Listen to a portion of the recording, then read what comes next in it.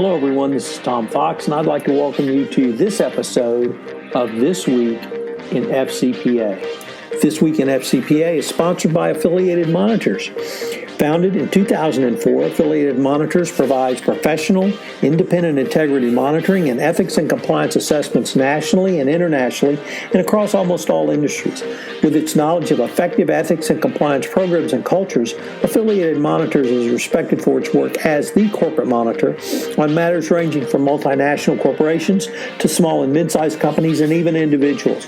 Having served in over 700 monitorships, no one has more experience as an independent monitor than the team at Affiliated Monitors. For more information on how an independent monitor can help improve your company's ethics and compliance program, visit our sponsor, Affiliated Monitors, at www.affiliatedmonitors.com. In this, the goodbye and hello edition, Jay kisses goodbye to the Red Sox season and says hello to the Patriots' title defense. Tom enjoys the Astros having one of the best records in baseball, and together they are back to discuss some of this week's top compliance and ethics stories which caught their collective eyes. So, should compliance lead the data privacy charge is a question that we explore. How about the right to be forgotten as impacting on monitoring and compliance programs? What are the governance implications of the Equifax and Facebook settlements? How improved processes can drive CCPA, that's the California Data Privacy Law, compliance. What's the designing of the Tesla of compliance? We explore that issue. What about compliance and assurance? What's the intersection of dealers in the FCPA? What's the importance of PR in the anti-corruption fight? And what's the international map look like for whistleblowers? All wrapped around Jay Rosen's 5-part podcast series on everything you've always wanted to know about monitors but was afraid to ask, and a complimentary pass to Converge 18. This Week in FCPA is a production of the Compliance Podcast Network and a proud member of C-Suite Radio. Hello, everyone. Tom Fox, the compliance evangelist, back again with Mr. Monitors himself, just having almost wrapped up a one-week podcast series on everything you wanted to know about monitors but were afraid to ask. It will wrap up shortly after the recording of this podcast. For This Week in FCPA, episode 167 for the week ending August 16th, 2019, the Goodbye and Hello edition. If you weren't aware, Jay Rosen actually gave the Boston Red Sox the kiss of death when, I think it was in June, he announced that when the Red Sox hit 500, the boys were back. Well, it turns out the boys are not back, and they're not going anywhere this year, at least those boys. But there's another set of boys that Jay follows, and those are the New England Patriots. And they are getting ready for their title defense. So Jay is going to celebrate probably the second half of Boston's world champions last year with the Patriots firing up here in a couple of weeks. So the Astros still chugging along with the third best record in baseball behind the Los Angeles Dodgers and the New York Yankees. So we're still doing well, although we've lost 2 in a row. So, maybe we're hitting our September slide, our pre-September slide. So, but there are lots of compliance stories, Jay. Anything in particular you caught your eye this week? Well, let's jump right in. And the first story we'd like to start with comes from the NAVIX Global Ethics and Compliance blog, and it's about privacy design, why compliance should lead data privacy. And this comes to us from Jessica Wilburn. And what Jessica is talking about is basically the concept of privacy by design. And there are certain elements that are involved in that. First of all, like many ethics and compliance issues, it all starts with the people. And if you don't have the proper tone at the top, it doesn't really flow through to the people below who are actually affected by the day-to-day policies. Next, we need to look about giving the process some structure. Embedding privacy by design and an ethical approach to data will involve different processes and nuances from all across the organization. First off, we need to look at both legacy data and future data and how that will be used. Next, we take a look at the key collaborators to make sure that they're not too siloed off and they're sharing their data. And then at the end, number 3, we come to technology, but that's really only an enabler. The final consideration, it carries a caveat that it's easy to presume that, that smart systems can somehow liberate compliance professionals from the burden of regulation. If you look at most data breaches that we see, they usually come down to human error. So the human element is also very important. We link to Jessica's article in the show notes. And next up, Tom's going to talk to us about the right to be forgotten. So, Jay, the European Union just passed, or rather in April, passed a proposal which was adopted by the European Parliament for new whistleblower protection. It has 5 general areas defining the areas of law eligible for whistleblowing, framing the profile of the whistleblower qualifying under the new rules, setting out the type of information available for whistleblowing, delineating the reporting channels, and the protections. This article came to us, I should have said, from the New York University Compliance and Enforcement blog by Dr. Katja Langenbucher.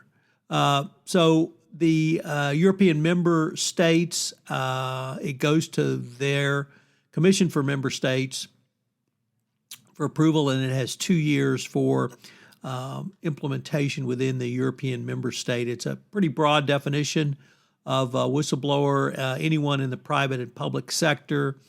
It is broad enough to cover information that there must be a good faith belief that it's true that the information provides breaches of law or imminent breaches of law. There's a specific reporting channel laid out. Of course, anti-retaliatory protection is put in place. And then I think the thing that I really want to emphasize, Jay, is the broad scope of whistleblowers who can qualify under this law.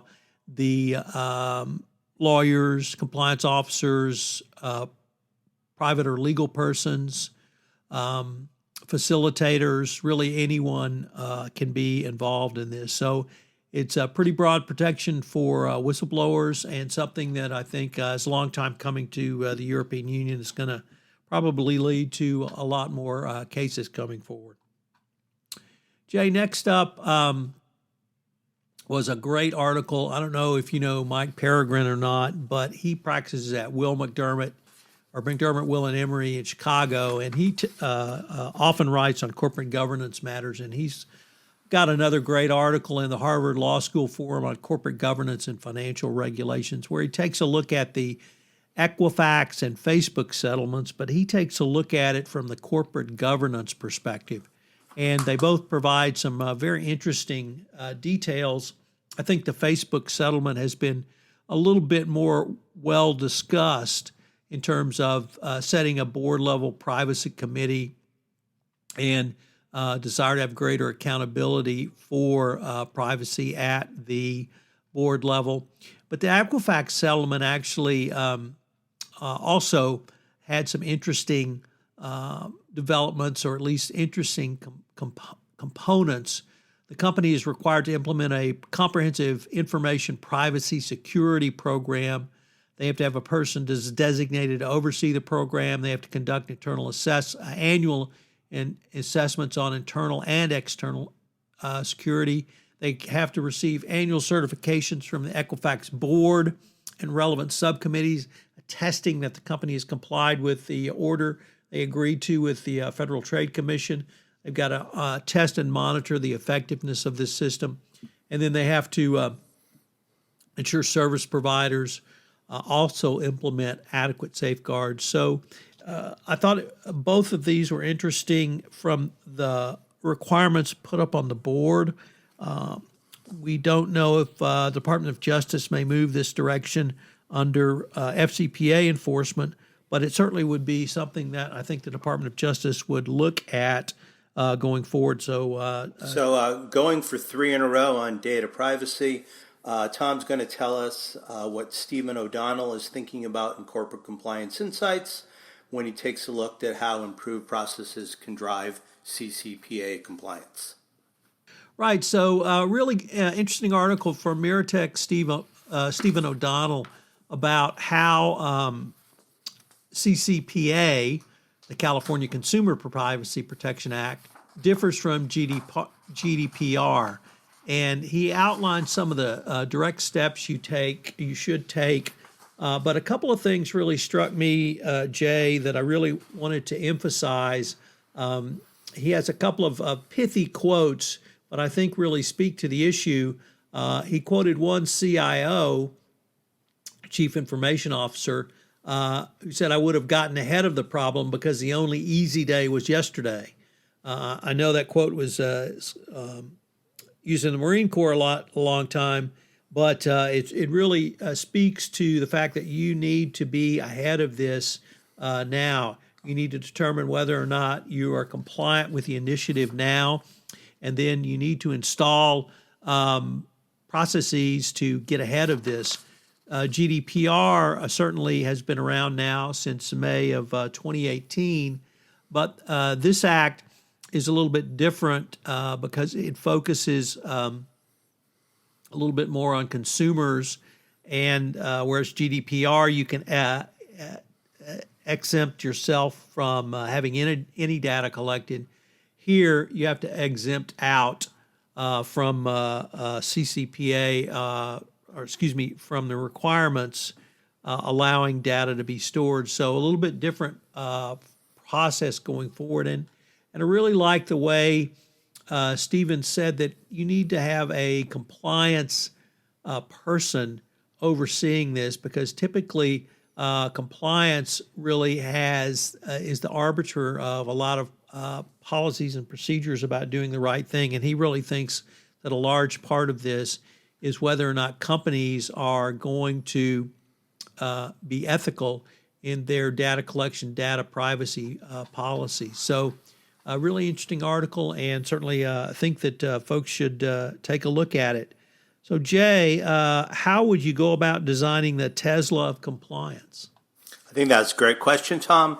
Another article that comes to us from Corporate Compliance Insights by Adam Schneider, and he asked the question, designing the Tesla of security and compliance. And he goes back in this article and talks about when the automotive industry started about 120 years ago, that there were certain physical things that needed to be done, whether you're working on a conveyor belt or a product line. There was a certain ways that things were done, and physical processes were optimized for efficiencies. Now he wants to take a look at almost back creating what would be the designed security and compliance equivalent of a Tesla. So he says that there are 4 things that you need to do. The first thing you need to do is create your vision of how you want your security and compliance program to function. Using a number of processes and aligned methodologies, tools, and technologies, enterprises can create a well-oiled security compliance engine that runs efficiently and becomes more economical over time. Next up is building the design. To build this vision, you will need to develop your strategy to map security and compliance activities against your business and global risks, as well as your risk and compliance requirements. Next, you get to the heart of the matter and assemble the engine. You're now in a better position to begin building a structured program that conducts compliance audits and associated control tests are efficient as possible. And finally, you would be disrupting the security and compliance, the latest model. Completely overhauling how we approach and manage security and compliance may seem daunting, but being reactive and running from audit to audit with business as usual security has been like driving a gas guzzler. Done correctly, you can now create a, quote, future-proof, unquote, system that empowers you to quickly embrace new requirements and new technologies. So this sounds a lot like some of the operationalizing that you talk about in different functions of ethics and compliance, and we link to it in the show notes. Next up, Tom is going to bring us the first of 2 articles from the Global Anti-Corruption blog, and this is from Matthew Stevenson that corruption is not mainly an insurance problem. So, Jay, if you don't read the Global Anti-Corruption blog, you really should, because it is, I think, unique in the compliance space in that, and I certainly count myself as a blogger in the compliance space, and I know you now do as well, Jay. But Professor Stevenson occasionally goes on these really interesting tangents around philosophical questions on bribery and corruption. And today, he does that, or at least in this blog post that we've linked to. He takes a look at some of the ongoing debates in the academic world about game theory and compliance. And the assurance game is a type of game theory that is based upon Rousseau's parable of the stag hunt, in which two hunters are chasing a stag when a hare runs by. If both hunters continue to pursue the stag, they'll catch it and they'll both be better off, i.e., half a stag is better than a whole hare. But if one chases after the hare, the hunter one will probably get something while one may not, i.e., the one who goes after the hare will probably get something while the one who goes after the stag may not get the entire stag.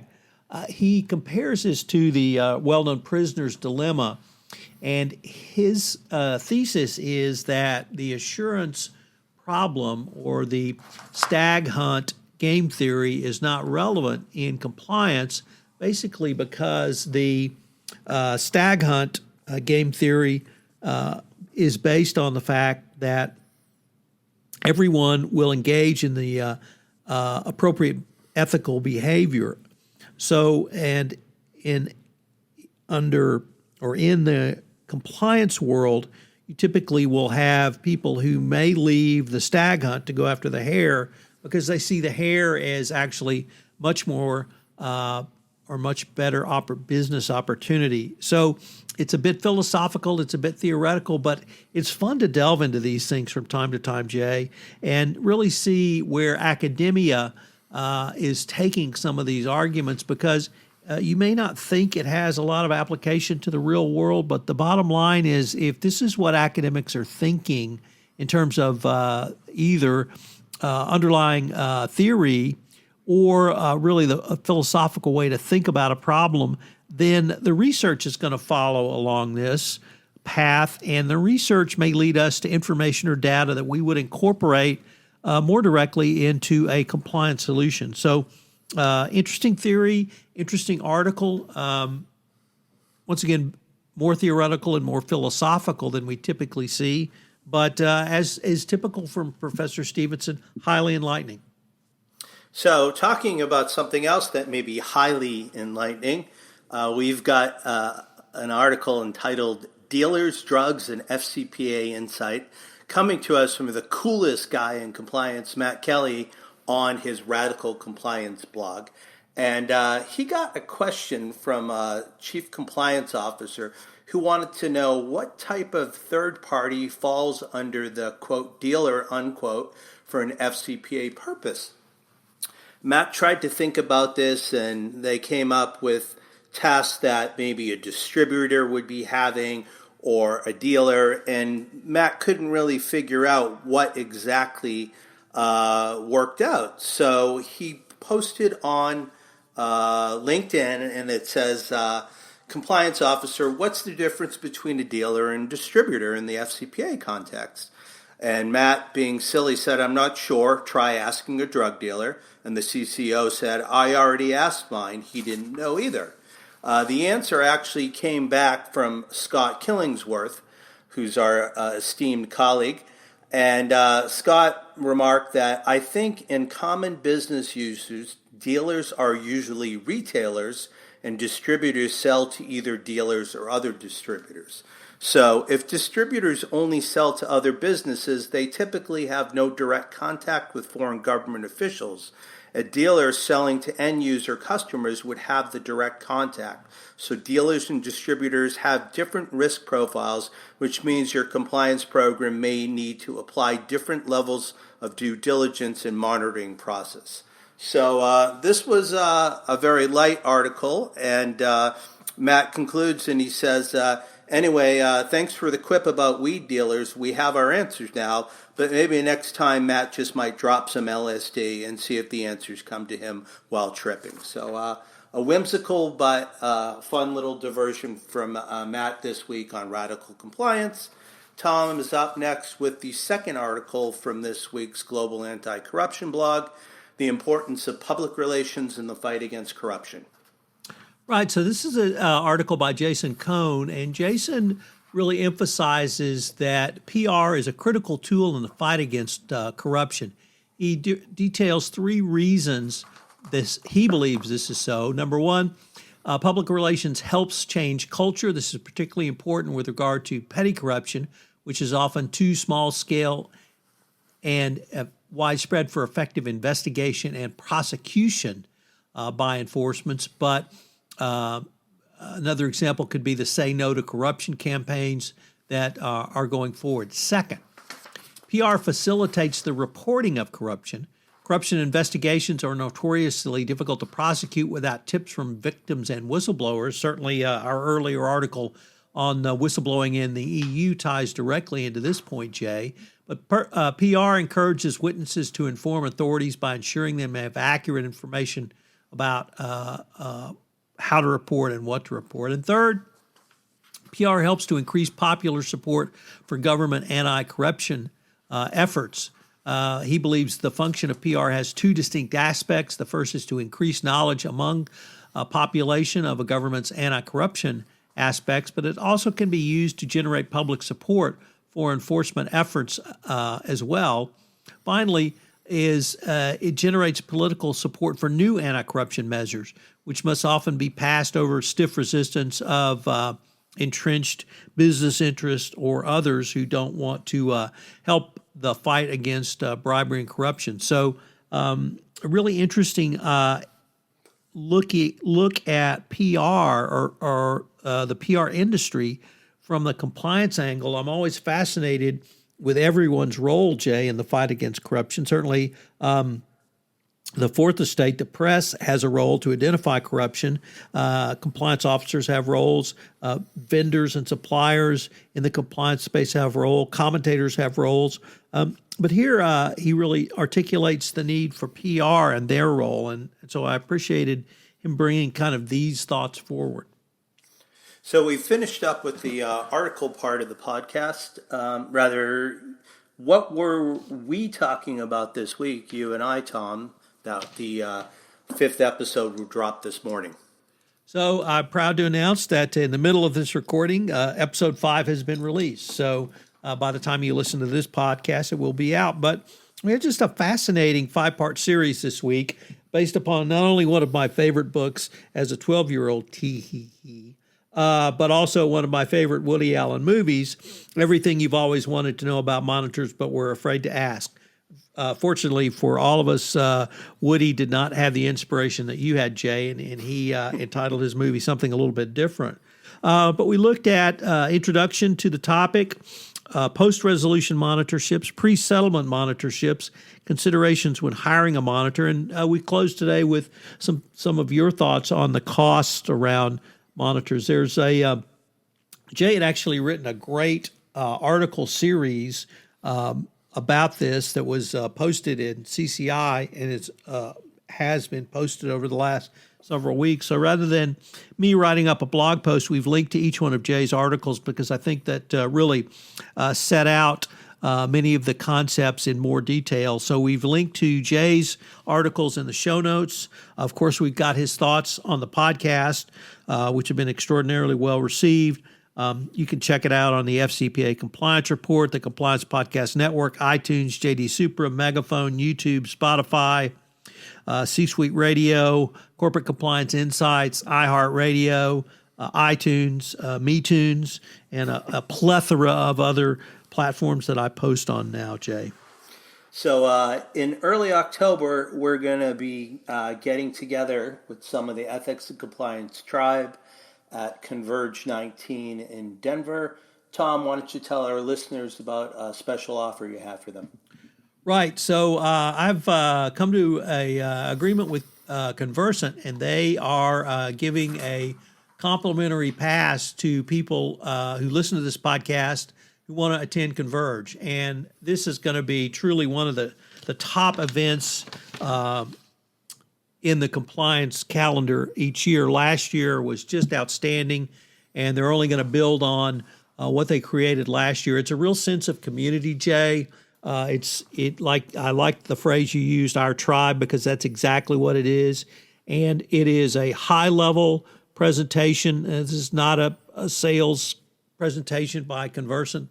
This is literally some of the top compliance practitioners in the country. We've got people like Kurt Drake, CCO at Kimberly-Clark, Andrew Wallace, a CEO at Unseen. We have Jose Raul Gonzalez, the CCO at Cementos. We've got on a keynote speech, which I'm really interesting to hear about, Allie Raisman, who's going to talk about, she's an Olympic gold medalist, and she's going to talk about Me Too. It's a 2-day event. I hope that you would consider going. And frankly, with this promotional code that you can get a complimentary pass to the event, it's something that you can't really afford to pass up. In addition to the information that's on the website, and we've linked to that in the show notes, there's going to be a great opportunity for both industry get-togethers, geography get-togethers, business sector get-togethers.